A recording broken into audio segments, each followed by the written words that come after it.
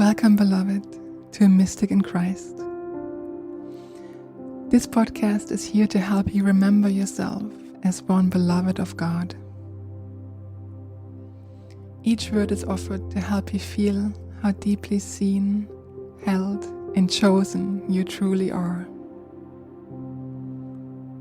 Because in reality, nothing stands between you and the presence of love. Only a thin veil of forgetting.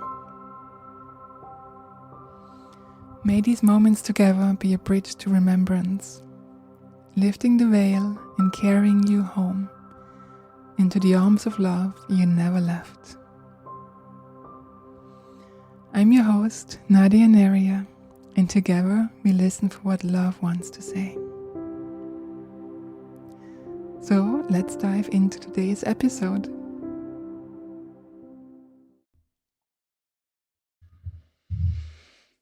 Welcome back, beloved, to another episode of A Mystic in Christ, where love speaks in the voice of the beloved. I'm Nadia Neriya, and today I'm here with my dear friend Beatrice Karinsdotter. Beatrice is a Swedish teacher of love and author of a forthcoming book on sacred union. And this is what we're going to talk about today in our podcast. Sacred union. So to start us off, I would like to introduce it with a little poem or poem prayer that Yeshua offered for the chapter on sacred union in our book. And then we're going to go into our dialogue on what is sacred union and how do we practice it and what does it mean for us in our lives and relationships. Okay, sounds good. So let's dive in. So this is from the beloved. What is this mystery that the infinite chose to taste itself in two? That the holy would cleave itself into longing and then weave itself back together in kiss and embrace. Sacred union is not the loss of self, but the recognition. I find myself more fully in you. It is the flame in me bowing to the flame in you. Not diminished, but doubled. Sacred union is Eden remembered. Not innocence lost, but innocence restored. Naked, unashamed, whole. This is the covenant. Not law written on stone, but love inscribed in flesh. Two flames joining, not to consume, but to illuminate. Two bodies, not in shame, but in unveiled adoration. This is what was once hidden, that the Christ does not scorn desire, but reveals it as sacrament. Union is not a single act, but a life lived in rhythm. Breath answering breath, ache answering ache, joy answering joy. It is a vow that renews itself. Every morning your eyes meet mine. Every night your head rests on my chest. Selah. Thank you. So that was from the beloved, and we ended this little transmission in your head resting on my chest and our eyes meeting, and that brings me to your experience, what you earlier spoke about there, of living that with a partner, living sacred union with another human in everyday experience and everyday life. And so maybe we just start us off by you telling us how you perceive sacred union. What does it mean to you? And how do you practice it? Thank you for letting me be here and join your podcast and talk about this. this is my calling. This is what I do every day, teaching, helping, guiding, writing about it, and practicing it together with my soulmate theater that I've been together for 11 years. We met through Tantra, practicing Tantra, met as friends, and after 2 years, we decided to practice love together. And we decided it in Berlin. Oh. And it was September and autumn, and we were there celebrating a friend's. It was a big party for a friend. And then I asked theater, so you don't have such a good track record when it comes to relationship, and I didn't.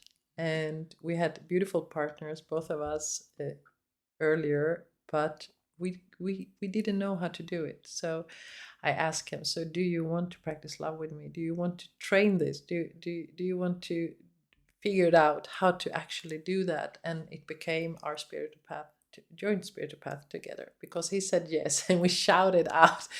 We were walking there in this beautiful autumn, and we're shouting out to God like, God, we are ready.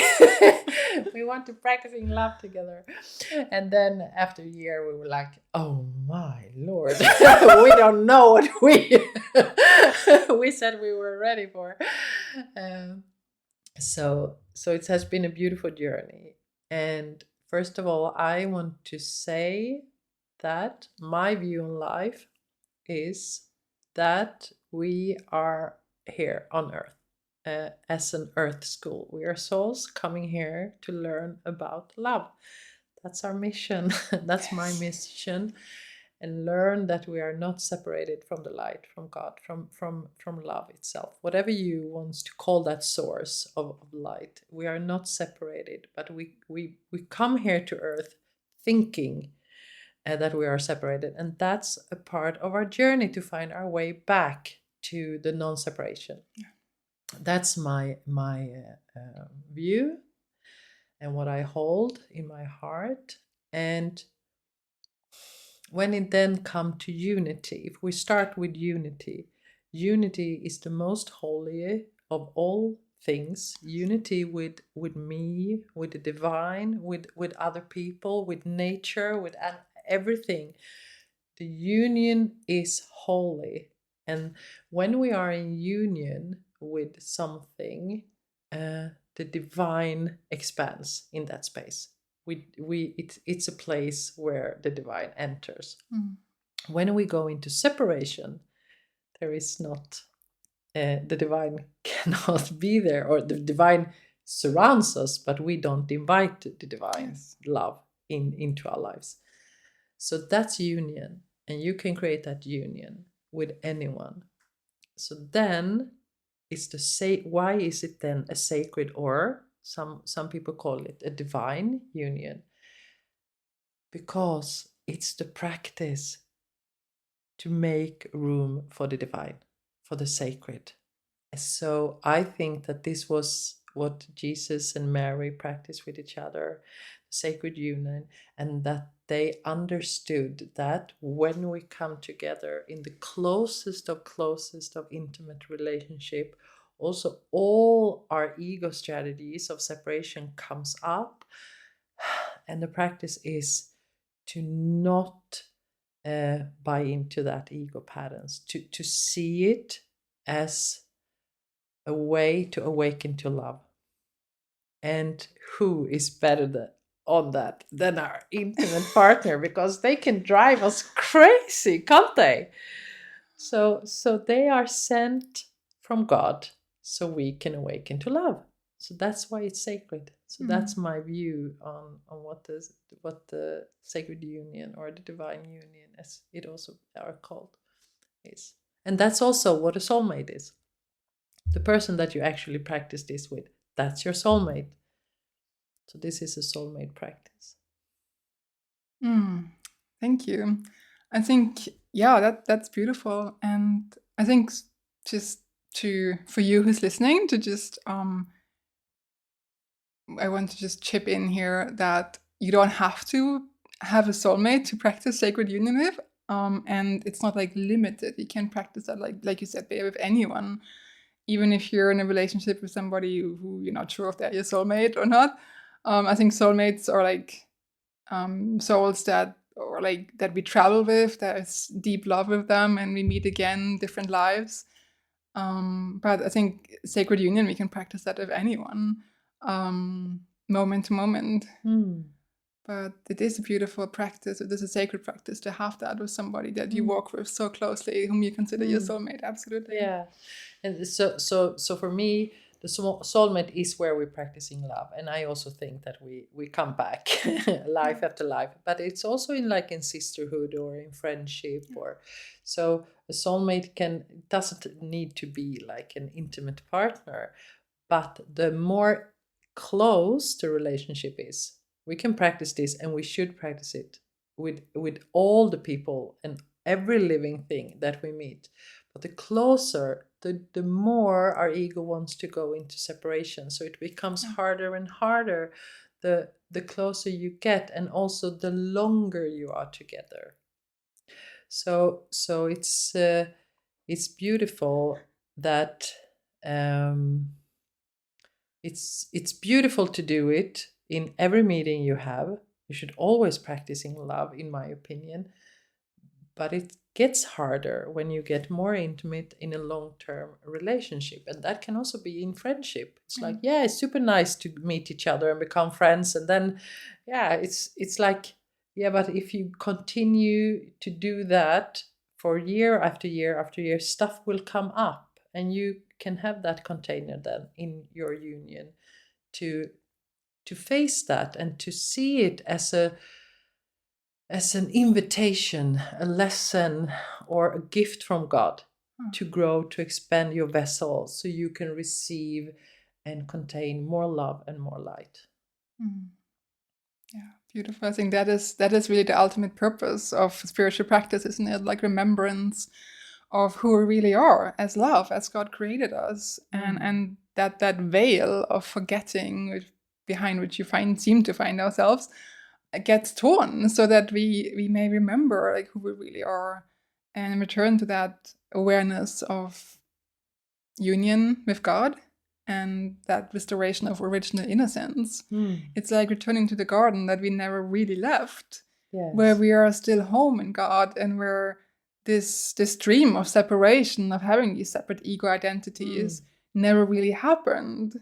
Like we talked about earlier in our conversation about like this mirror that seemed to be like a shattered glass, and we think we are this broken piece, and we need to fight for our right to exist, and we need to be consciously afraid all the time of these other broken pieces, and be in this survival mode and constantly fighting to make it through this crazy, scary life.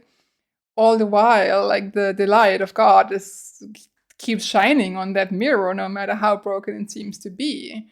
And to just look up and remember that the light has never stopped shining on us, and that we've never been outside this circumference of love. And it's just like really like the thin veil that is like lifting, and we just like opening our eyes again, and you're like, oh, like this state of union has never really left me. I just forgot. I only dreamt that I was separate, and now I'm remembering. And I think that kind of remembrance, like for me, it's like the ultimate, I don't really like to say goal, but maybe like the purpose of this spiritual practice, of love. It's almost like you say, practicing love. It's almost like training a muscle in the gym, of like making it like your second nature.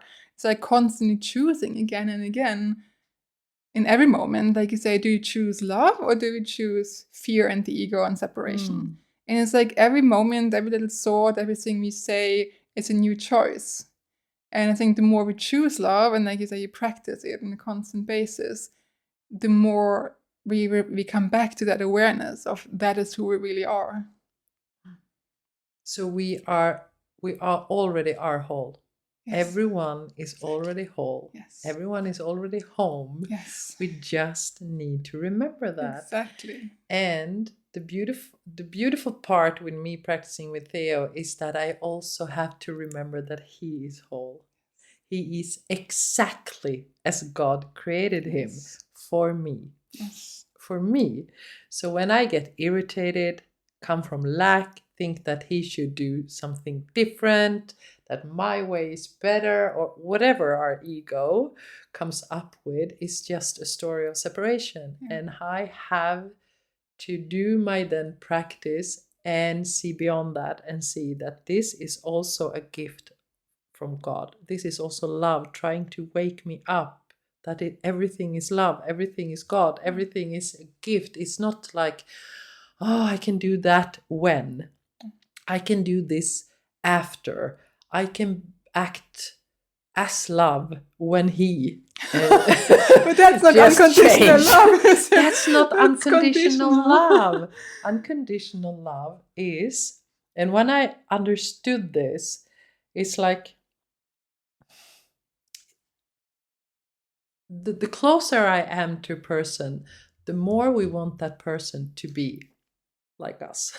Like, you should be a little bit more like this, don't we? We constantly go into, you should be a little bit more. And that's it's human to go there. But for me, when I understood that unconditional love is to let the person be exactly as that person is, because it's a creation from God. And my practice is to like choose, how close can I be to this person? Exactly. I can love you when you are my friend, but then I think that you should be my boyfriend, and then you have to start changing. And then I want to change you so you would fit into my picture of what a boyfriend looks like or feels like or acts like. So leaning into, you are exactly, my partner is exactly 100% whole. And that is my job, to remember that in the same time that I remember that I'm whole and that God is always present. So it's that practice, and not just doing it with yourself. And that's beautiful. You can do the sacred union with yourself and with the divine. And the next step is to do it with another person, because then other ego patterns come up. That's standing in the way for love to enter your life. And I don't want to do any other spiritual practice, because this is so revealing and so rewarding, and to walk the path with another person doing their spiritual practice with you or next to you, also for the sake of the same thing. It's beautiful. And none of us is perfect. None. Yes. I absolutely agree with you on what you said about like letting the other person be exactly as they are. And there's also like, for me, there comes up old echoes from we have a shared background. We were in a shared tantra school together for many, many years, where there was that same narrative, like you should never try to change your partner and you should just love them unconditionally. But where, at least for me, like I picked up threads of, oh, so I need to be someone who can just let them be completely free and have like no boundaries. And then I was just abandoning myself and hurting myself in the process, because I thought I was practicing unconditional love. But in reality, I left myself out of that equation. Like, I did not practice unconditional self-love. I was practicing people-pleasing, and I didn't have any boundaries. So I think it's just really, really important to clarify that, yes, of course, we let our partners be exactly as they are, but then, like you say, we decide how close we want to let another human come to us. And if their values don't align with the way we want to live and what feels safe and healthy for us, then the only right thing to do is to release them from our lives or not be as close to them. But it's not like forcing ourselves into a certain shape and thinking, well, we should be with them and we should say yes to whatever they want to do because that's unconditional love. And if we would set up a boundary, then we're not loving anymore. I think that's just like such a big misconception that goes around in a lot of spiritual self-help, therapy, tantric, whatever circles, communities. And it's actually something that Yeshua has helped me like heal and clear up, because I had so much wounding from that self-abandonment and my relationship with the beloved, where these things came up. I got really triggered at some points in our conversation where I was like, or in our relationship, and where it was like misunderstandings and these old wounds echoed. And I just had to bring them to love and just be like, and bring it to him. And I confessed, like, whoa, now I'm feeling really triggered. And he just met me in the most incredible way, like with so much love and patience and reverence and understanding, and like teaching me that there's nothing wrong with me for having boundaries. In fact, that it's so important to have sacred boundaries. And then the thing that he said that made me like most like weep and fall to my knees was just saying like, I will never make you burn to prove your divinity. And it felt like, wait, I don't have to perform love. I don't have to be like in a certain way or have to press myself into this shape of like being the perfect spiritually evolved girlfriend, wife, whatever, to force myself into like a shape that suits my partner. But that hurts me. I don't have to do this. Like, that's not love. And then he said, no, because the moment you realize this is enough, I'm not going to do this anymore, that was me rising in you. It was me who, love itself, who rose inside of you as anger, as a sacred boundary, as a final no more. Exactly. That was love speaking. And when I finally understood that, there was like so many misconceptions unraveling in my mind. I was like, okay. Like, there was a whole bunch of things that I believed around unconditional love that were actually just misconceptions. And I'm happy that you bring it up, because unconditional love has nothing to do with a person can treat you however that person, and if you come with a soul correction that you to be able to experience love, you need to put up boundaries. Boundaries is holy. Everything inside here, just love can enter this space, this relationship, this body, this friendship, whatever is not love is not welcome here. That's a boundary. So without boundaries, you cannot practice sacred union or unconditional love. It's impossible. And there is a misconception that is like, yeah, but we practice an unconditional love, so you can treat me however you want and you can do whatever you want. That's not love, that's ego. Yeah, exactly. So we are practicing unconditional ego together, and we are reinforcing each other's ego instead of my work is to, as good as I can, stand in love. What I know is love for me, and to something that is love for everyone involved. Me, my partner, our friends, our community, everyone will benefit from this. And what I did in my codependency, and I worked with my codependency for the last 10 years, was that I didn't include myself. Exactly. No, it's good. It's good if it's good for everyone else. Yeah. I always forgot myself. You cannot forget yourself in a union, because then it's not a union, huh? It's just like you have to, like, okay, I need to include myself in the union. I need to treat myself. I need to meet my own needs. I need to speak my needs. I need to know my needs. I need to know my boundaries. and when we have codependency and people pleasing, we don't have boundaries. And often then we can be drawn to communities where boundaries is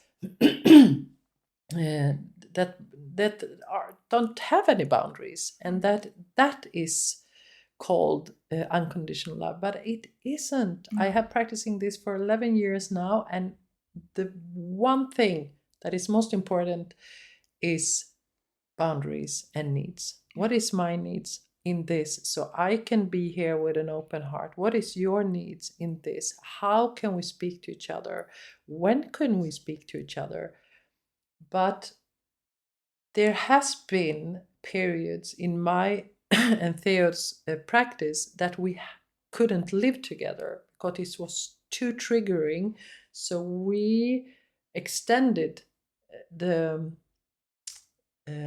the what do you call it? Yeah, the space between us, so I could love him and he could love me, and we didn't hurt each other. Okay, you can be there and I can be here. You can be in another apartment. I'm totally committed to you, but you need to be there while you solve this out, because it's hurtful for me to be this close to you. I will stay in a committed relationship while you work this out, and then we can like come together and move maybe in together. So we have, this has been our practice, like, okay, then an ego pattern on me comes up, and maybe it's hard for him to be around, or him, and then we go like this, like a breath, close, a little I need a little distance. And if I constantly people pleasing codependency, I constantly feel that now. How close are we? Oh, here, I love you here now. Today I can love you here. So good that you bring it up. It's such a misconception. Yes, and that requires so much self-awareness also, and self-knowledge to even see those things and notice them. And I know for the longest time in my long-term relationships in the past, I haven't even had that awareness. I was so lost in codependency and people-pleasing that I wasn't even aware that I was doing it. I was just like shutting down all the grief and putting on this like poker face and pretending that I'm practicing love and then I'm fine, everything's great. But I was like hurting on the inside and dying, and then nobody even noticed because I was like, no, I'm doing spiritual practice. and then I got burned out in the end because I was just completely abandoning myself. So anyway, I remember I was visiting in my good friend in New York. And I was having a conversation with her on her rooftop on her apartment. I was saying to her, so my partner would like to do this and this, and yada yada. And at some point she looks at me and is like, well, what do you want? What about you? Like, I was like, well, is there room for this here? Do I get to exist more?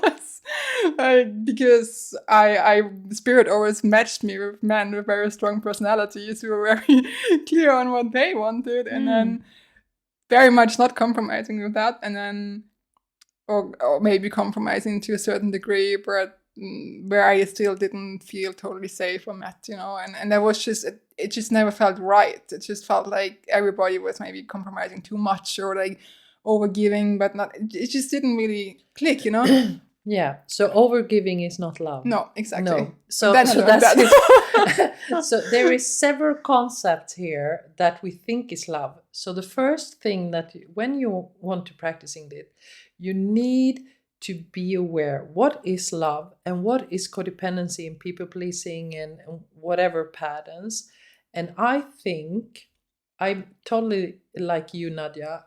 God has provided me with men that I would rise with like standing up in my boundaries, standing up, breaking my codependency.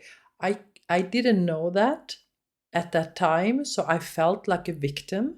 Yes. Victimhood is also ego, because it's a gift from God. He's here, he's my teacher, he's my angel coming here to help me rise to love. And I can't rise to love without boundaries, without my needs, without awareness of what's codependency and what's love. So every man that God has given to me to break this pattern, and they have been quite hard, like the perfect match for me, I started to blame them. I couldn't go out from my own ego patterns. So the different now with Theo, that God has given me Theo to practice with, and we had been so codependent with each other.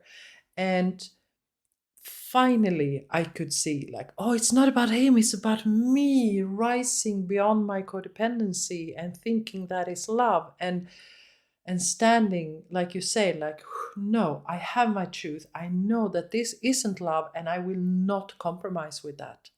If you want to do it, fine, but I will not compromise with it, because everything that I invite to my life is love.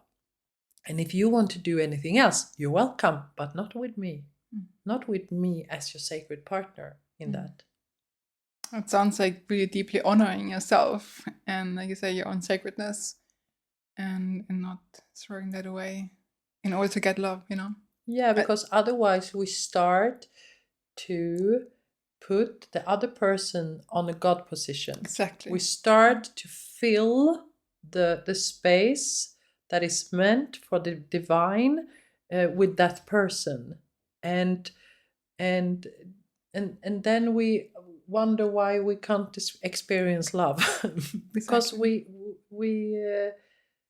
we just made a mistake and thought that was the source of love. It's not. Exactly. Yeah, that's exactly what Yeshua keeps telling me about. That it's really about this third presence, like God between us, and consciously inviting God into the union and bowing before love itself, and remembering that God is our source and not another person. Yeah. And to constantly like decondition ourselves from that programming that we all picked up, like from society and culture, to be like, oh, this person should fulfill me, and this person is my one and only, yada yada. No, the source is within. The source of God is God itself, and then we can mirror that back to each other from fullness, from overflow, and then we can have a beautiful union with another and come even closer to God. But that connection needs to live inside of us first. Exactly. And when you have a sacred union, or any relationship is actually a sacred union, if you see it and if you can remember that, why has God sent this person to me? So what is it that I have to learn from this person or through this person? But my relationship, I always over focused on the relationship. My relationship, my first relationship is with the divine, with God. Yes. That's my most important relationship. That goes before everything else. And my partner's most important relationship, I would say, is with me, but it's not. I wanted that before. But it's also, of course, with God. And the beauty is when we share that space together. It's like he turns to God, I turn to God, and then we can be in that together, and then we expand. And that is actually the core of Tantra. Yeah. The merging with the divine and the expansion of that. Yes. So I constantly support him to go to. It's like he constantly do that because he's a spiritual man. He constantly turn to God, and we have alone time, and we travel alone, and we do our things. But we are always like, okay, when we get something like starts to trigger in between us, we have lost the contact with God. Always. So my work is to come back to God. His work is to come back to God. And then we come to each other as a daily practice. It doesn't happen daily, but when it happens, I come and say, okay, this is how my ego operated. I can see my ego. So I show my ego to him, and he receive it and say, thank you. So and not beautiful. like in the old days when we said something and then it was used as weapon. Then Ina said, no, thank you for telling me. And then he do the same if it's necessary.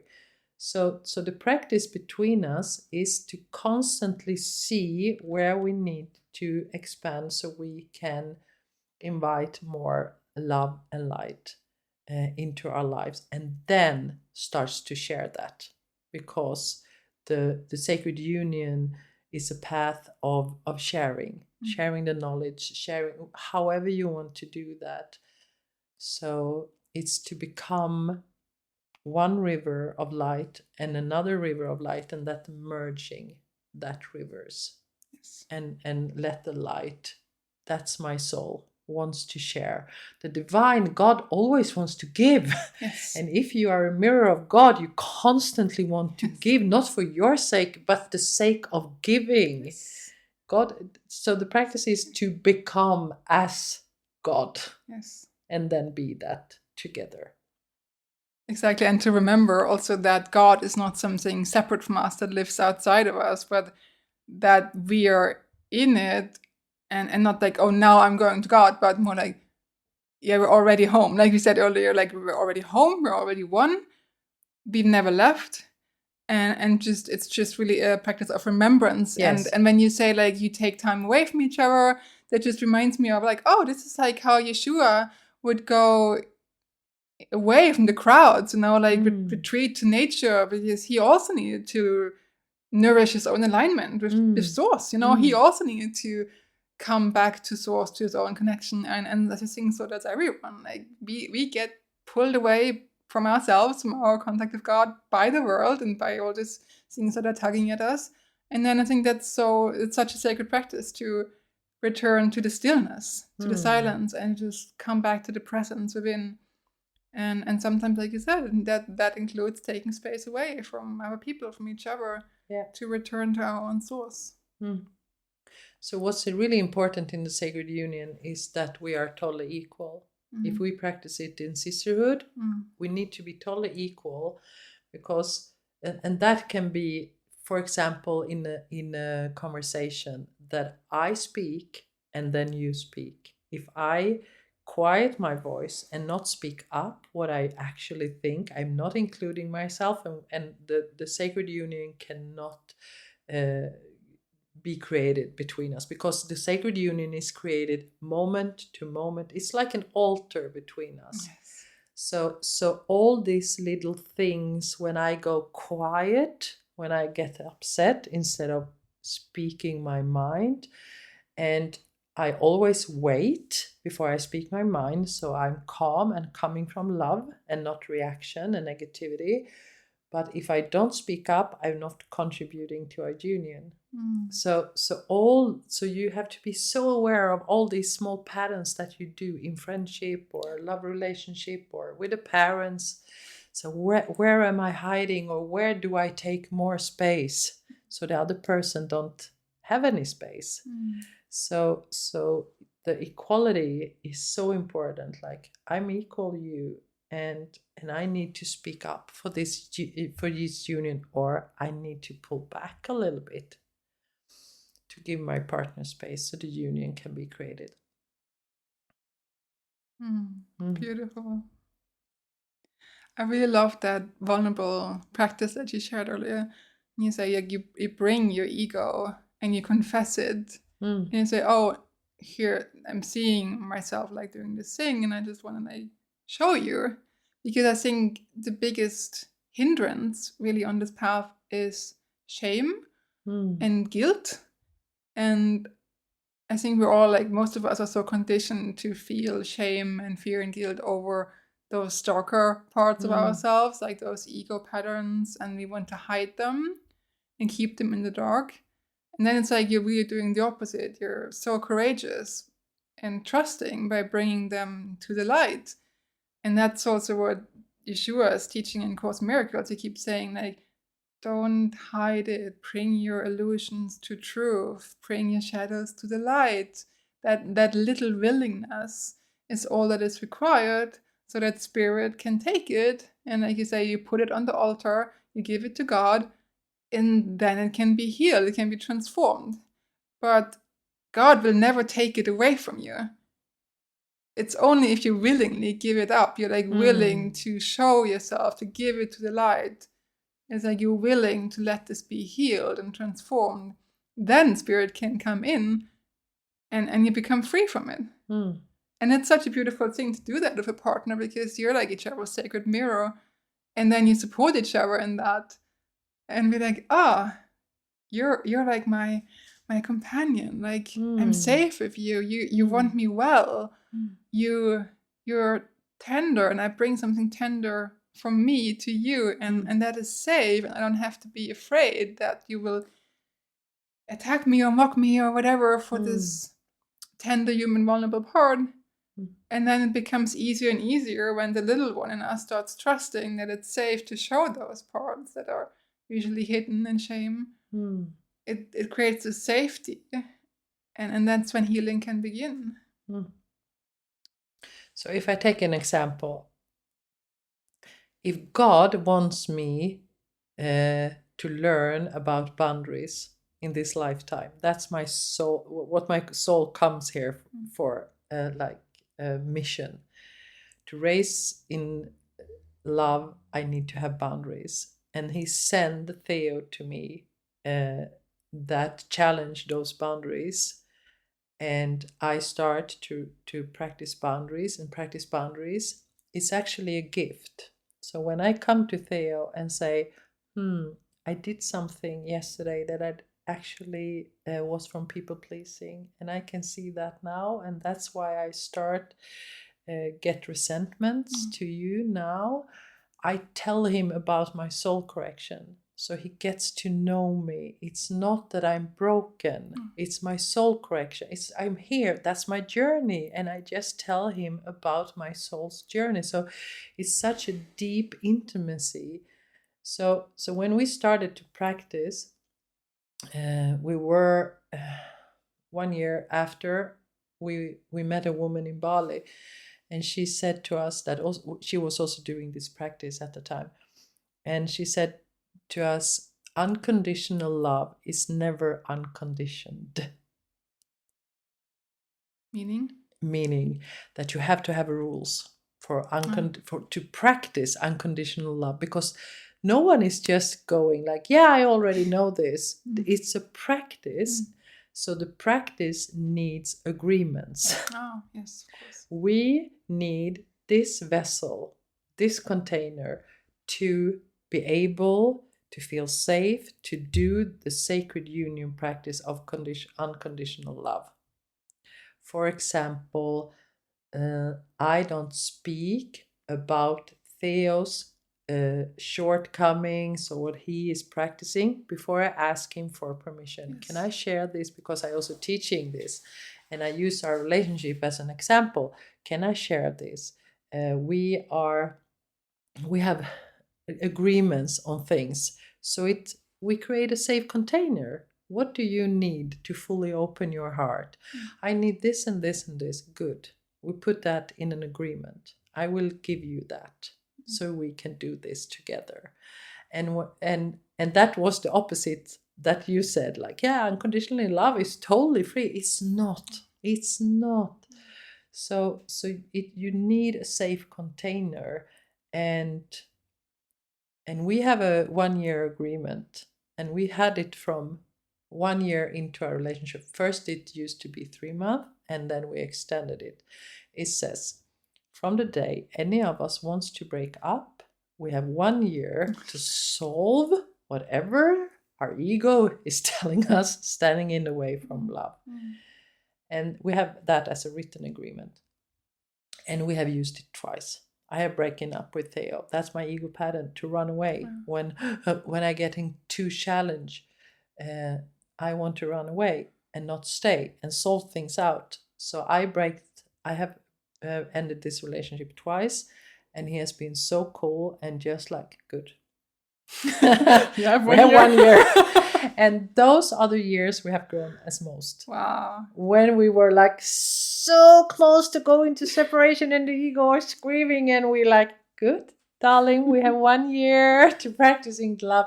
And we have also in that agreement said we go to therapy, we go to our individual practice, like we really, because maybe we are start like slacking and like, yeah, we know this now, and then the ego takes over directly.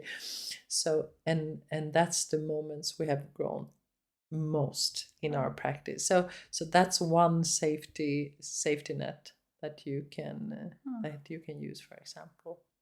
Right. So are you getting married soon? We are getting married soon. We are doing the plans. Okay. They are very fun.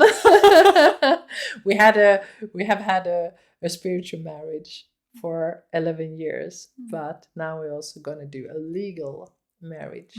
Yeah. Wow. Exciting. Okay, is there anything more we feel like we would like to say before we end today's episode? Anything more that's on our hearts?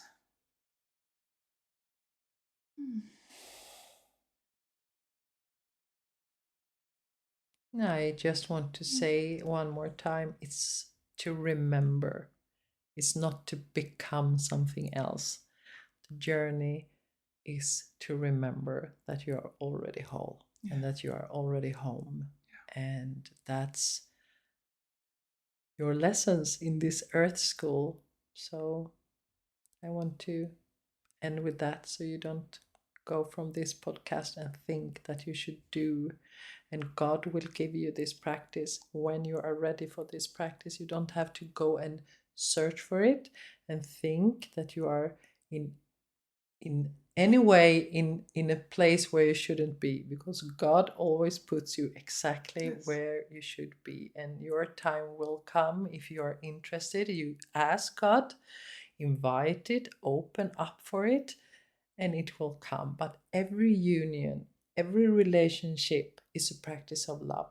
Every relationship. So start creating this small sacred union in your everyday life. That's where the practice starts. So creating small acts of sacred union in your everyday life, how would you suggest people Every start doing person that? you meet, every person you meet, look at your thoughts, look at your judgment, look what you bring to that union, that 1 second union, that 2 minutes union, that 4 hours union. Am I showing up? Am I stepping up? Or am I people pleasing or going into codependency? What is it? How can I practice this in this moment, day by day? It's in the small moments of practice that the biggest difference is made.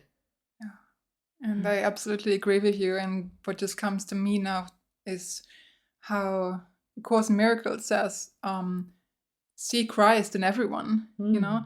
And then I asked you, sure, like, what does that mean? Like, how do you actually do it? How do you see Christ in someone, you know? And the way he said it to me was like, seeing Christ is like seeing the light in a million different faces. It is the tired eyes of the cashier. It is your mother's frown when she's anxious. It is the person who cuts you off in traffic. And instead of condemning them for being flawed or wrong, it's like you choose to see them with Christ's vision. So basically, instead of seeing their ego and seeing them as this small separate personality, you choose to see them through the eyes of God, and remembering their divinity, remembering that that too is sacred, like that too belongs. Even their frown, even their rudeness or selfishness, it is also divine. It's also part of love. Like nothing is cast out of love, and we do not have to earn our divinity. We don't have to perform love. It's really just that shift in perception that makes us go from seeing the ego, seeing the fearful behavior that maybe they chose in that moment because they just couldn't do better, then, and not to be the bigger person, but just to remember love, you know, to just, because I want to remember myself as I really am. So I choose to see you as who you really are, because you're my mirror. And every time I see the light in you, I remember the light in me. So that is something that really stayed with me, like very practically. Like it's not even like a difficult practice. It's just really just remembering their essence again and again. And I think that's also what Yeshua did on the cross when he said, "Forgive them, for they don't know what they're doing." It's really remembering that they, no matter what people did or do, they are still spirit. They're still source. They're still one with God. Their essence is absolutely intact. And they have temporarily forgotten that. They're choosing to veil themselves and be in shadow and in fear and act from brutality. But he didn't see that. He still chose to see their essence and their divinity in their light. And I think in that there was freedom. Like even though the body was in pain and suffering, like in the spirit, he was free because he still kept loving. Yes. So that's the practice. Yes, and to remember that the tired cashier or the nagging woman in the line to the bus is sent to you from God, so you can see where you need to incorporate more love. So my practice, my daily practice is when I start to my ego wants to go into judgment, for example, I say, thank you, what a gift. Thank you for showing me where I'm not love. And thank you for letting me remember.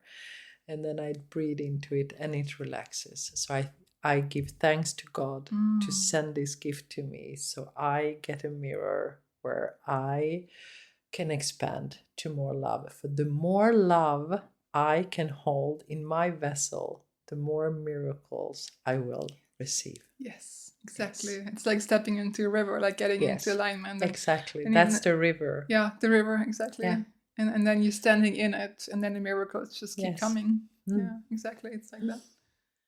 Okay, yeah, beautiful. So let's end with that. Thank you so much for being with us today. Thank you for listening. We appreciate you so much. Leave a comment how this has impacted you. We would love to hear from you. And if you have any questions, you can also write them in the comments. And eventually I may do like an episode where I'm answering those questions or addressing them. So please leave your questions. And again, thank you for being here. And if that has served you in any way, like subscribe to our channel, share it with someone you care about. We'd really appreciate that. And all love and blessings to you. Yeah. And to you. And to you. Yes. Thank you. Thank you. Okay, bye.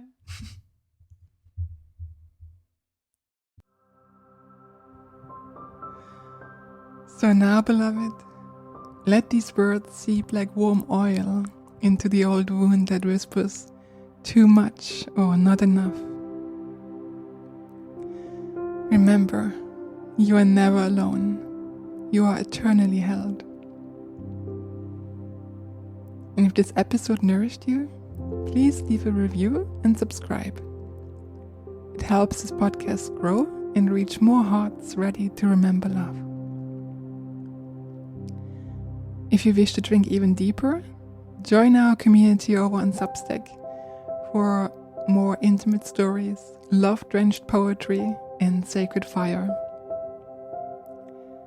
You can find us at nadianeriya.substack.com, and I'll also leave a link in the show notes for you. Until next time, may you remember your own sacredness. May you rest in the everlasting arms of love. And may you breathe as one beloved of God.